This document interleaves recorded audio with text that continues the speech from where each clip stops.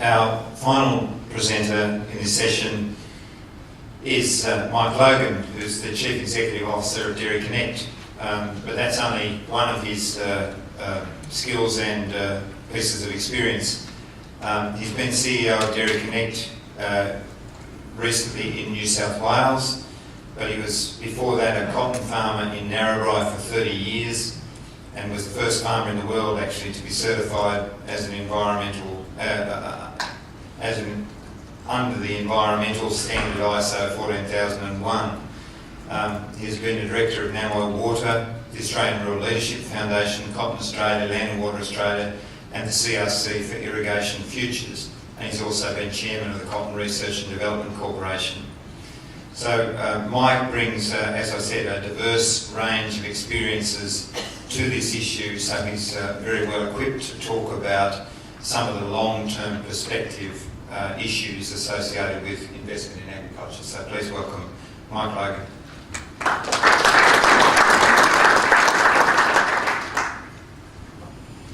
Thanks, Mick, and congratulations as ever to the AFI for putting on these conferences there, Mick and Adam. It's a really wonderful thing to keep thinking and keep acting together as an industry, and I think we've got to keep doing it and keep encouraging people to keep doing it for us.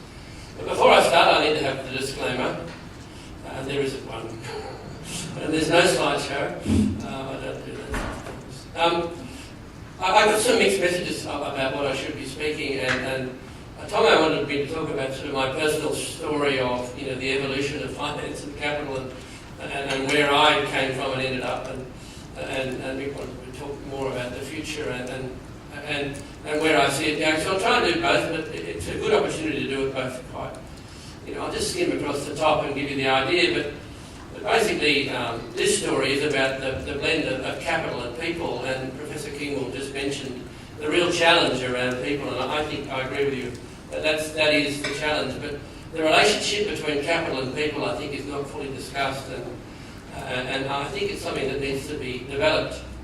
And what I saw yesterday with the discussion about the New Zealand dairy industry and how they're developing a relationship between capital and people that I think has to be considered as part of our future.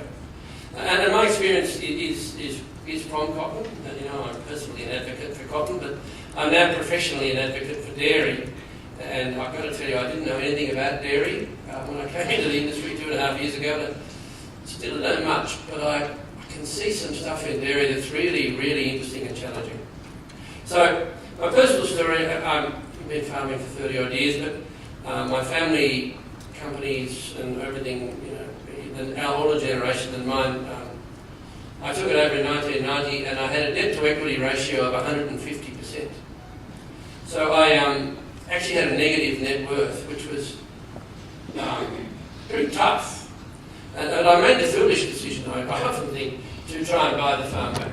I tried to start from scratch, but I was starting from behind scratch, and it made me actually be quite creative. I had been a pretty spoilt child, I suppose, private school and university, and travelled the world and played polo and went snow skiing, and all of a sudden it broke.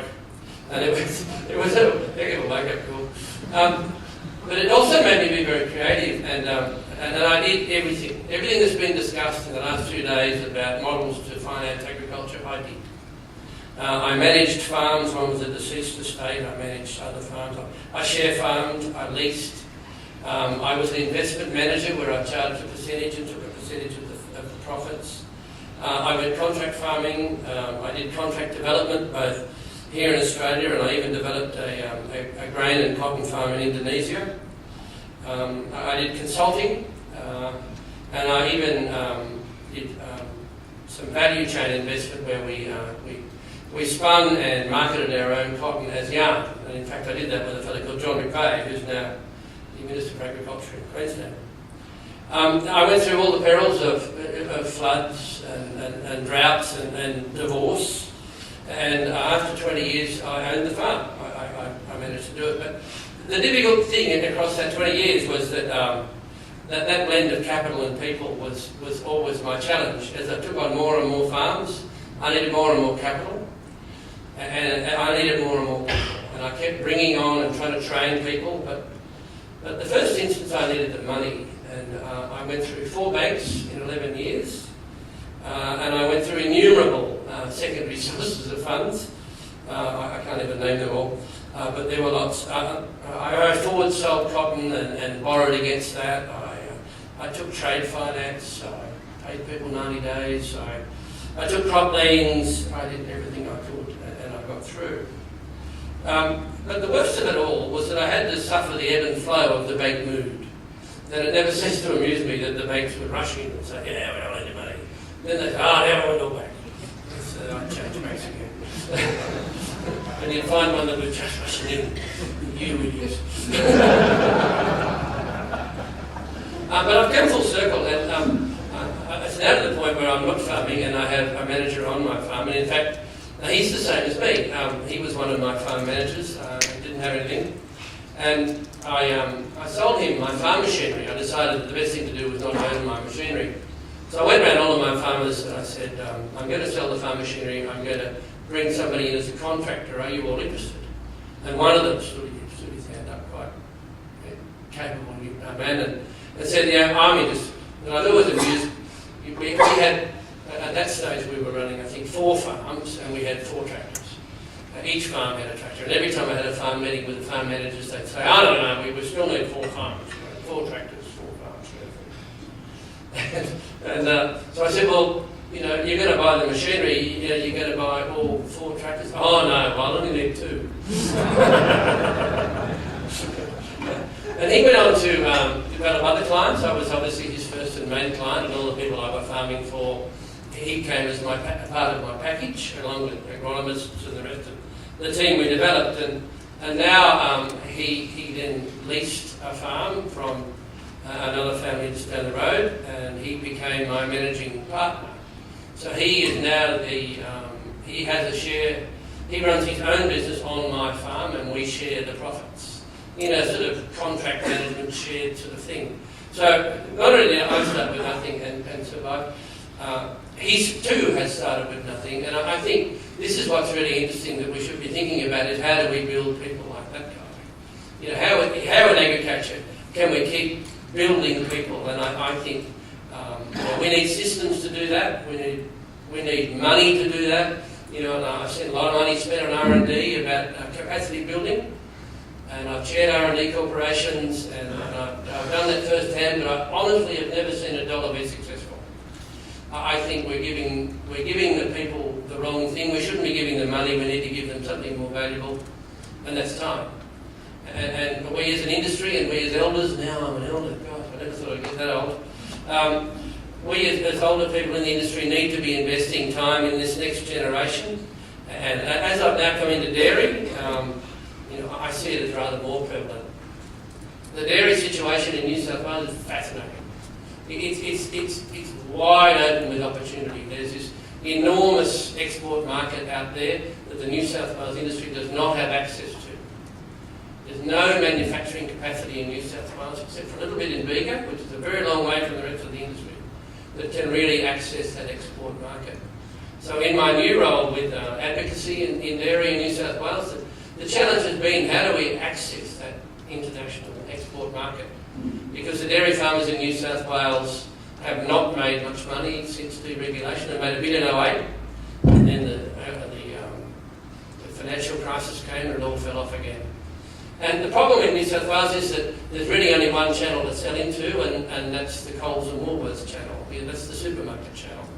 And those of you that don't know, the 3 most profitable supermarkets in the world are, number 1, Woolworths, number 2, Walmart, and number 3, Coles. So you can see that there's an awful lot of value being drawn up, and I think across all of agriculture and across the whole world. This Coles and Woolworths thing isn't just an Australian trend. It's one of those trends that's around the world where the supermarket chain is drawing value out of the agricultural sector into its own sector. The supermarkets around the world are generally becoming more and more profitable. So it really makes me question the value chain, and we talk about the value chain a lot here today. And in every industry, the ones I've been involved in and the ones that I've been on the edge of, including grains and meat, I don't see the value chain adding a lot of value at the farm gate. I see the value chain taking a lot of value at the farm gate, and I think this is the challenge that needs to be addressed. This is a really, really difficult thing for, I think, particularly the dairy industry to address, but if you look at other industries, meat and grains too, there's a range of industries where the value is being drawn from the farm, and there's a value chain in the middle, and I don't see the value chain actually making lots of money either. I don't see most of the processes being overly profitable. I don't see the dairy processes particularly being over profitable. And oddly, supermarkets have chosen consciously to be not over profitable in dairy. They decided that in Australia, and I think less so in England, but in Australia milk will be $1 a litre. Well, there's no market reason for it being $1 a litre. It's just an idea that somebody woke up with this morning. Oh, milk's going to be $1 a litre. So how do you relate a market that's in agriculture to an outcome like that? And the only way to do that, the only way to break that, is to go around it. The only way to get around $1 a litre is to find another market. The only way that farmers in New South Wales who have no manufacturing capacity, to get access to that manufacturing capacity, is to invite investment in manufacturing. And it's the best fun I've had in a long time, because I went to all the traditional dairy industry investors and said, we want you to invest in manufacturing in New South Wales. I said, no, and Barry Urban too. No. Barry's quote is, if you're going to be in dairy, you've got to be in Victoria. Okay, that's fine. Murray Goulburn decided to invest in New South Wales, but they invested in fresh milk processing. They invested in fresh milk processing because they're not really in the fresh milk market. So they wanted to, they're already massively in export, they're really well down in Victoria. They wanted to access the biggest consumer market in Australia, which is the Sydney, Southern Queensland, collection of markets. And the way to do that is through fresh milk. So they went in and got the Coles contract. And they've invested more manufacturing capacity in fresh milk when there already was enough. So the industry's not working this out. The industry's not resolving this problem as a group. The industry's resolving this problem business by business, rather than a whole of industry approach to what we need. We need manufacturing capacity, but we've got fresh milk processing capacity. So the industry isn't thinking about how it can raise its own tide, how it can lift its own performance. And you will know that the Australian dairy industry has gone from, I think, 11.9 billion litres to 9 billion litres. The New Zealand industry has gone from 9 billion litres to 20 billion litres. So, the model is obviously quite wrong. The model is not working at the farm sector. The farm sector debt level, and you've seen all these graphs over the last two days, has continually risen. So there's something in that value chain that needs changing, isn't there? And I think this is what this group has to think about. The value chain has to have a fresh look. So what we're trying to do in New South Wales in dairy, and it's very formative, but we're trying to propose a new model in investment. Because the existing investors don't want to invest, it's allowed us to invite new investment into New South Wales. And it doesn't matter what the question is in dairy, the answer is China. So let's go and talk to some Chinese. Fantastic idea. So we started to sell fresh milk into China and started to develop a bit of a relationship with the Chinese. It took us 2 years to break down the inspection and quarantine barriers, to fly fresh milk up into China, and that's begun to work. We've got new investment in New South Wales now coming into extended shelf life, so 45-day shelf life milk. We'll be able to ship by sea fresh milk to China in the next 3 or 4 months. The really big challenge is how do we get into infant formula? How do we get into a product that Australia really isn't in? Last year, Australia made 108,000 tonnes of whole milk powder. That was down 22% on the year before. This is in a market that's going parabolic. Australia's dairy production of whole milk powder, the parabolic consumption, went down. New Zealand produced 1.25 million tonnes, which I forget the number, I think it was up 6 or 7%. China's consumption of whole milk powder is up 14.4% per annum and forecast to be the same for the next 5 years to 2018. It was 1.8 million tonnes. It's going to be just short of 3 million tonnes by 2018. It's an enormous market out there, and the Australian dairy farmers aren't participating in it. And it's because of the value chain. It's because the existing model is very very business-driven rather than industry-driven.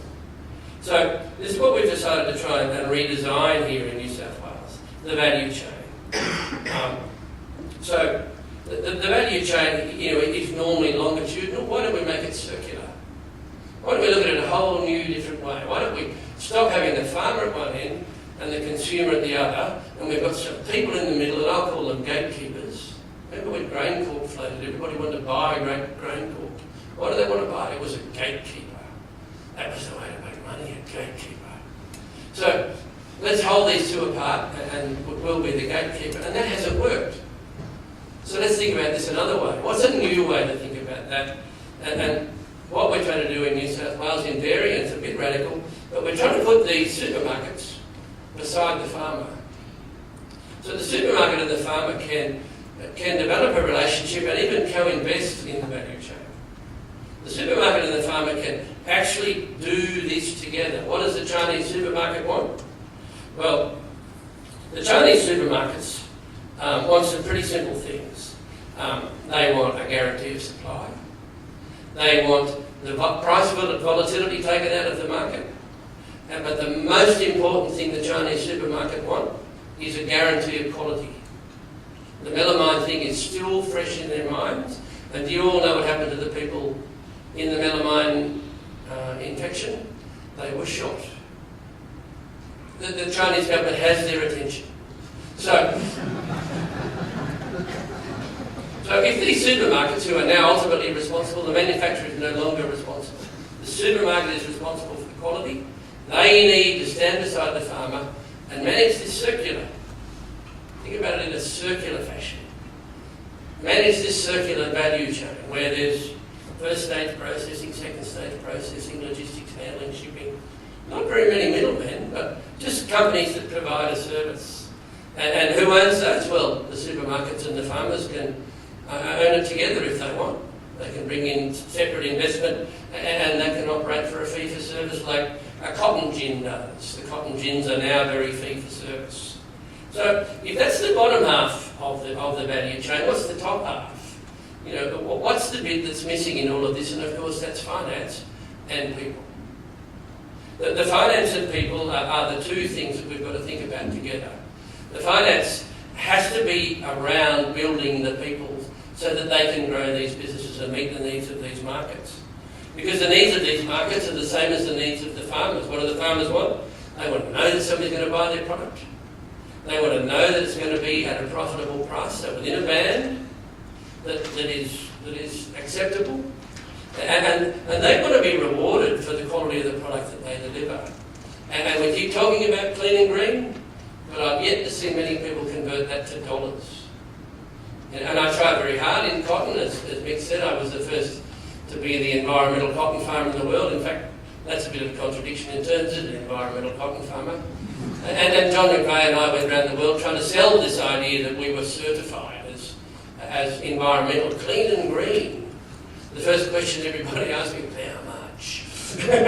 We were never able to convert that to value. And how do you convert your values to value? That was a value of mine. I wanted to be an environmental cotton farmer. How do these dairy farmers that are doing such a good job with such a great product, it's consistent quality, it's consistent fat, consistent protein, it's low cell count, it's a wonderful product, very healthy, there's not a thing wrong with it. How do they create value from those values? Well, I think they do it by developing direct relationships with these supermarkets and having a circular model that is a feedback model. We've already started there with fresh milk. The next phase will be extended shelf life milk. Then we're getting into whole milk powder and infant formula. What comes after that? I don't know. Cheese, butter, I don't care. Meat, bread. Let's keep doing this. But by developing relationships, we break the model. We actually start it again. And this is a challenge for the people that are invested very heavily in the bottom half of that now circle. And this is a change management process. It'll take some explaining. But unfortunately in New South Wales, most of the manufacturers went to Victoria and left the space quite vacant. So there is a bit of hope. I reckon we need to think more creatively, we need to think more aggressively, but we need to think also more collaboratively, and we need to think about people. Thanks for having me.